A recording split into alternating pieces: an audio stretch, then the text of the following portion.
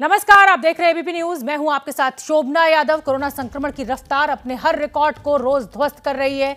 देश में सबसे ज्यादा डर ऑक्सीजन की कमी को लेकर है, क्योंकि ऑक्सीजन लेवल गिर रहा है मरीजों का, और मरीज को अस्पताल नहीं मिल पा रहा है, बेड नहीं मिल पा रहा है, और ना ही जान के लिए जरूरी ऑक्सीजन। घर पर ही ऑक्सीजन लेवल को कैसे दुरुस्त रखा जा सकता है, ऐसे तमाम सवालों पर बात करने के लिए हमारे साथ जुड़ रहे हैं मेदांता अस्पताल के doctor Arvind Kumar. Sir, ABP news के लिए आपने समय निकाला, बहुत बहुत धन्यवाद। मेरा पहला सवाल आपसे यही है कि कल निकलकर ये बात सामने आई कि अब अगर आप घर में भी हैं तो भी मास्क लगाइए, तभी आप कोरोना से बच सकते हैं। क्या करें? जी, देखिए, पहले बात तो मुझे शो में इनवाइट करने के लिए आपका धन्यवाद और दर्शकों को मेरा सादर नमस्कार। जो इस बार का कोरोना का इन्फेक्शन जिस तरह से फैला, इन्फेक्शन कहें या इसको सुनामी कहें, और जो लास्ट ईयर से कंपेयर करें तो जिस स्पीड से ये फैला है और जो पैटर्न इमर्ज होके आ रहा है, पिछली बार एक फैमिली में एक दो मेंबर अफेक्ट होता था, बाकी लोग अनअफेक्टेड रहते थे। इस बार एक मेंबर अफेक्ट हुआ तो पूरी फैमिली, उस फ्लोर पे रहने वाले पूरे लोग, या सोसाइटी में कई फ्लोर्स, मतलब इस तरह से इन्फेक्शन हो रहा है कि उसका मतलब कुछ समझ में नहीं आ रहा है कि किस स्पीड से। तो उसकी वजह से प्लस जो और पिछले 7-8 महीने में एविडेंस आई है, उससे ये निकल के आ रहा है कि शायद जो लास्ट ईयर हम सोचते थे कि ये ड्रॉपलेट से मेनली फैलता है, 5 माइक्रोन से बड़ी ड्रॉपलेट्स होती हैं जो सरफेस पे गिर जाती हैं और वो हाथ के थ्रू, जिसको हम फोमाइट ट्रांसमिशन कहते थे, जो पिछले साल हम एक मेजर पार्ट मानते थे, वो अब ये आ रहा है कि शायद वो एक माइनर पार्ट है। मेजर पार्ट है कि जब हम खांसते हैं, बोलते हैं, तो हमारे मुंह से जो एरोसॉल निकलता है उसमें बहुत माइन्यूट से पार्टिकल्स होते हैं जो हवा में सस्पेंडेड रहते हैं और वो काफी टाइम तक वहां रह सकते हैं, और शायद वो हवा के साथ एटलीस्ट घर में एक कमरे से दूसरे कमरे या इस तरह से ट्रैवल कर सकते हैं। उसी से हम इस समय जो इतनी इन्फेक्शन फैल रहा है उसको एक्सप्लेन कर पा रहे हैं, और इसी बेसिस पे नीति आयोग ने, और ये जी आप भी जानते हैं कि टेस्ट को लेकर बेहद दिक्कत है, टेस्ट हो नहीं पा रहे हैं। अगर टेस्ट हो रहा है तो रिपोर्ट बहुत दिनों में आ रही है। ऐसे में अगर घर में एक व्यक्ति कोरोना पॉजिटिव हो जाता है तो क्या ये जरूरी है कि सारे घर के लोग अपना वो टेस्ट करवाएं, या जब तक सिम्टम्स ना आए तब तक इसको अवॉइड करें? शोभना जी, बहुत अहम सवाल है, और इसमें मैं बताऊंगा कि पिछले साल बुखार एक मेन सिम्टम था, लेकिन इस बार हम लोग देख रहे हैं कि कई बार लोगों को गले में खराश होना, नाक बहने लगना, आंख लाल होना, हेडेक होना और जुकाम जैसे सिम्टम्स, बॉडी एक, नौशिया, वॉमिटिंग, डायरिया, इस तरह के सिम्टम आ रहे हैं। और बुखार कुछ को 2-2, 3-3 दिन के बाद आ रहा है, एक आध दिन आता है और फिर कम हो जाता है, फिर बढ़ जाता है। तो ज्यादातर लोग ये सोचते हैं अरे ये तो कुछ जुकाम वगैरह है, मेरा पेट खराब हो गया है, वो कोरोना सस्पेक्ट ही नहीं कर सकते। तो शोभना जी, आज के परिप्रेक्ष्य में सबसे अहम रिकमेंडेशन ये है कि इनमें से कोई भी सिम्टम अगर आपको हो तो आज आप इसको बिना टेस्टिंग के भी कोरोना माने और स्टेप 1 अपना आइसोलेशन कर दे। चेन ऑफ ट्रांसमिशन को तोड़ने का वही एकमात्र तरीका है। डॉक्टर साहब, अब मैं एक बहुत अहम सवाल पूछने जा रही हूँ, और अहम सवाल इसलिए क्योंकि ऑक्सीजन लेवल की बहुत दिक्कत है, लोगों में दहशत है। अस्पतालों में बेड नहीं मिल रहे हैं, बेड मिल रहे हैं तो वहाँ ऑक्सीजन नहीं मिल पा रही है। घर में रहकर अगर ऑक्सीजन लेवल कम होता है तो छोटी मोटी क्या कोई ऐसी एक्सरसाइजेज हैं, कोई ऐसी मेडिसिन है जिससे इसको मेंटेन किया जा सके?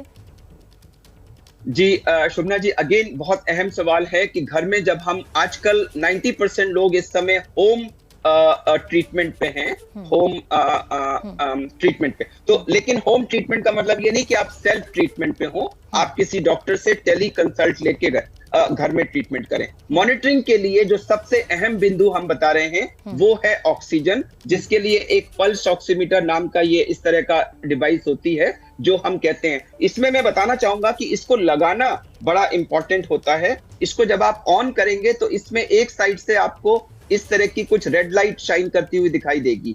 जी जी बिल्कुल, मैं देख पा रही हूँ, ऑक्सीमीटर है। जिस तरह हाँ, ऑक्सीमीटर में दो साइड्स में से एक साइड में आपको रेड लाइट दिखाई देगी, तो जिधर आपको वो रेड लाइट दिखाई दे वो साइड में आपका नेल, नाखून का साइड होना चाहिए। दूसरा, इसको आप उंगली के अंदर डाल दें और इसको अपने स्टेबलाइज कर दें हार्ट को। ये नहीं कि आपने लगाया और तुरंत आपने रीडिंग इमीडिएटली देखी और अगर वो आ गई 74 आप पैनिक हो गए, अरे मेरा इसको 2-3 मिनट के लिए लगा रहने दें, हाथ को अपने पैर पे रख के या हार्ट के लेवल पे रख के हाथ को स्टेबलाइज कर दें और इसमें एक ग्राफ सा आता है, उस ग्राफ को आप स्टेबलाइज, अब देखिए एक ग्राफ आपको दिख रहा होगा जो रेगुलर तरह से ऊपर नीचे हो रहा है। बिल्कुल दिख तो रहा है इस समय जो है मेरा ऑक्सीजन 97 है, हार्ट रेट 87 है, तो ये ग्राफ को वेट करने के लिए 2-3 मिनट का वेट करें और उसके बाद जो स्टेबल रीडिंग आ रही है उसको माने।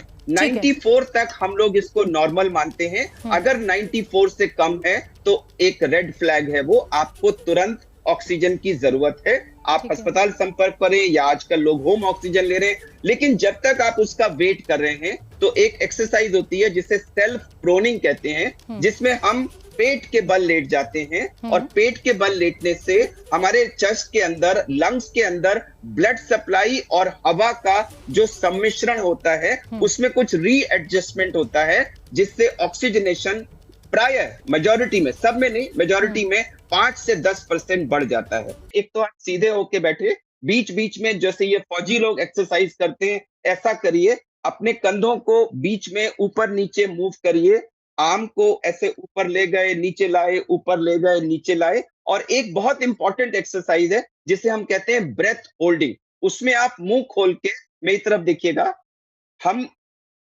गहरा सांस लेंगे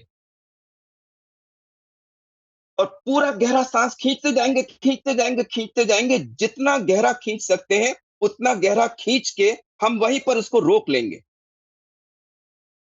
और जितनी देर हम उसको रोक सकते हैं उतनी देर हम उनको रोक के रखेंगे। जब हम ऐसा गहरा गहरा गहरा गहरा सांस खींचते हैं तो हमारे लंग्स पूरे 100% एल्वियोलाई रिक्रूट हो जाते हैं और लंग अपनी बेस्ट कैपेसिटी पे काम करते हैं। तो जिसका 94 से 87, 88 हुआ है, उसको ये प्रोन लेटना, एक्सरसाइज करना, यही इमीडिएट एक्सरसाइजेज ही शायद उसको वापस 94। तो इससे 3 फायदे हैं। एक, अगर आपको माइनर सी ऑक्सीजन की जरूरत है तो हो सकता है आपका ऑक्सीजन वापस 94 आ जाए, ऑक्सीजन ना लगे। 2, अगर आपको जरूरत भी है तो ऑक्सीजन की रिक्वायर्ड मात्रा कम हो सकती है। और तीसरा, जब तक आप ऑक्सीजन और बेड का, हॉस्पिटल का अरेंजमेंट करते हैं तब तक आपको बीच में 5 से 8% अपनी ऑक्सीजन बढ़ाने का एक इजी उपाय मिल जाता है। एक चीज और आ रही है, ऑक्सीजन कॉन्सेंट्रेटर, लेकिन उसके साथ कुछ लोग ये कह रहे हैं कि ऑक्सीजन कॉन्सेंट्रेटर जब आप लेते हैं तो वो लंबे समय तक, घंटे 2 घंटे लेने के बाद वो आपके ऑर्गन्स को डैमेज करता है क्योंकि वो बड़ा कॉन्सेंट्रेटेड ऑक्सीजन है। मैं इस पर भी चाहूंगी कि आप मेरे दर्शकों को बताएं, क्योंकि बहुत लोगों ने ऑक्सीजन कॉन्सेंट्रेटर्स अपने घर पे रखे हुए हैं और जरूरत पड़ने पर वो इसका इस्तेमाल कर रहे हैं। जी, सिलेंडर से हमने ऑक्सीजन कनेक्ट की तो उसके ऊपर एक फ्लो मीटर लगा होता है और उसमें एक नॉब होती है, उस नॉब को खोलने से ऑक्सीजन आती है। वहां एक ग्लास का चेंबर होता है जिसके अंदर एक रेड या ग्रीन कलर की एक बॉल होती है। जैसे ही ऑक्सीजन उसमें से फ्लो करती है वो बॉल ऊपर जाती है और उस चेंबर में मार्किंग होती है 0, 2, 4, 6, 8, 10, 12। वो शो करता है कि 2 लीटर पर मिनट, 4 लीटर पर मिनट कितना जा रहा है। तो प्राय मैंने लोगों को देखा है वो नॉब को पूरा खोल देते हैं और वो एकदम से मैक्सिमम ऑक्सीजन रिलीज होती है और वो पेशेंट को जाती है। अगर आप जरूरत से ज्यादा ऑक्सीजन देंगे तो ऑक्सीजन टॉक्सिसिटी हो सकती है। और दूसरा, अगर आपने काफी देर तक, जिस पेशेंट के लंग्स ऑलरेडी अफेक्टेड हैं, उसको 100% ऑक्सीजन ले गए तो बॉडी में कार्बन डाइऑक्साइड का रिटेंशन होने लगता है, कार्बन डाइऑक्साइड लेवल्स बढ़ जाते हैं और आपको गफलत यानी कि बेहोशी, ड्राउजीनेस आने लग जाती है। तो 100 को टारगेट कभी ना करें, 94 should be your upper limit, minimum oxygen to reach 94, ये गाइडिंग प्रिंसिपल। बहुत बहुत धन्यवाद डॉक्टर अरविंद, बहुत अहम जानकारी आपने दी है। तो मरीजों को ये ध्यान रखना है कि पूरे ऑक्सीजन सिलेंडर का वाल्व नहीं खोल देना है, 94 ही मैक्सिमम लेवल है।